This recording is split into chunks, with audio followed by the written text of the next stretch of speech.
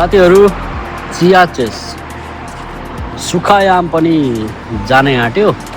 आज भनेको मार्चको 15 हो। अब यो सुखा यो चाहिँ उजाडपना यो रुखमा हाँगा बिङ्गामा भएका चाहिँ नङ्गापन अब बिस्तारै हरियो पराले ढाक्दै जानेछ। मुनाहरू पलाउने छन्,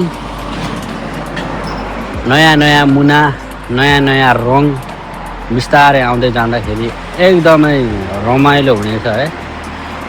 र यो सुखायामको चाहिँ मेमोरी कैद गर्नका लागि म यहाँ मनतातो चिया पिउँदै बसिरहेको छु।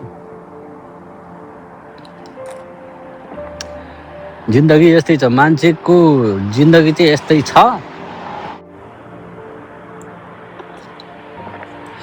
आफ्नो फेरि आजको छुट्टी पछाडि भोलिदेखि चाहिँ डे ड्युटी छ होइन।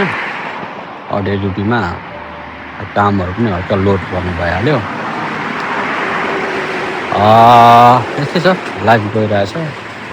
कहिलेकाहीँ आफै रमाइलो लाग्दिने, कहिलेकाहीँ आफै बिरमाइलो दुःख लाग्दिने भित्रैबाट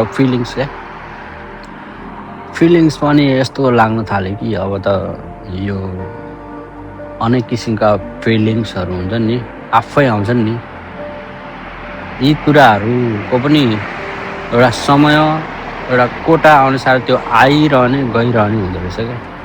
जस्तै अब रुन मन लाग्ने, अनि धेरै हाँस्न मन लाग्ने, अनि आफैमा चिल भएर आफैमा खुसी हुन मन लाग्ने, रिसाउन मन लाग्ने, झर्किन मन लाग्ने, त्यो चाहिँ सधैँभरि खुसी नै खुसी मनमस्त मगन भएर बस्नुपर्छ, बाँच्नुपर्छ भन्यो भन्दा पनि त्यो आवेग त्यो इमोसन चाहिँ आफै आउने अनि आफै जाने हुँदो रहेछ।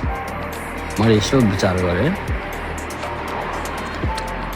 यो उमेर भइसक्दा त अलिकति अब फिलिङ्सको बारेमा पनि आफूले पनि आफूलाई चाहिँ अब्जर्भ गर्नु पऱ्यो नि त, कसरी के भइरहेछ भन्ने कुरा। जस्तै मलाई रिसाउन मन लाग्यो है, पुरै मलाई अब यसो केलाएर चाहिँ के कारणले मलाई रिसाउनु मन लाग्यो।